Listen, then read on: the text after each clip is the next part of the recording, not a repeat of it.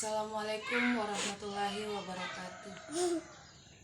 Perkenalkan, nama saya Nur Afifah Sabirair. Di sini saya akan mengerjakan tugas salah satu mata kuliah psikologi pendidikan, yaitu mewawancarai orang tua siswa terkait tentang bagaimana pengamatannya tentang pendidikan saat di rumah.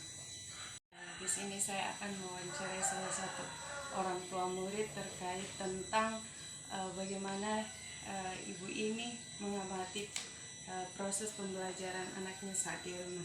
Jadi ibu, ada beberapa pertanyaan yang saya akan tanyakan kepada ibu. Yang pertama itu, bagaimana pengamatan ibu sejauh ini melihat perkembangan belajar anak ibu, terutama membaca dan menulis? Mereka itu sangat antusias. Kedua, apakah ada tantangan khusus yang ibu perhatikan dalam proses pembelajaran anak ibu? Tentu ada.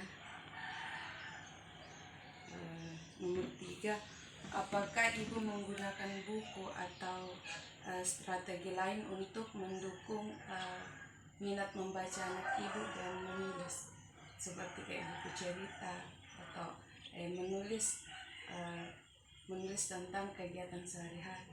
Tidak. Apakah ibu melihat ada minat khusus yang dimiliki anak ibu terkait tentang pembelajaran? Ada. Contohnya dia itu sangat menyukai matematika, berhitung.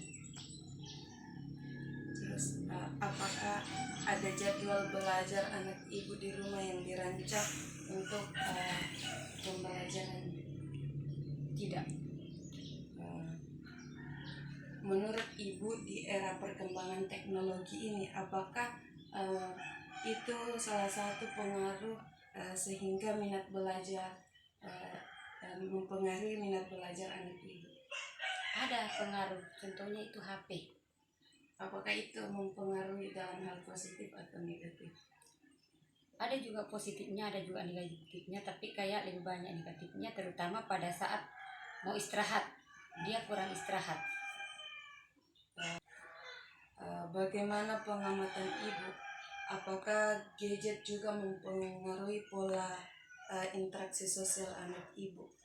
Tentu berpengaruh, sangat berpengaruh. Contohnya itu pola tidurnya itu biasa berkurang, bermainnya sama temannya, dengan temannya itu kadang juga berkurang karena selalu main HP.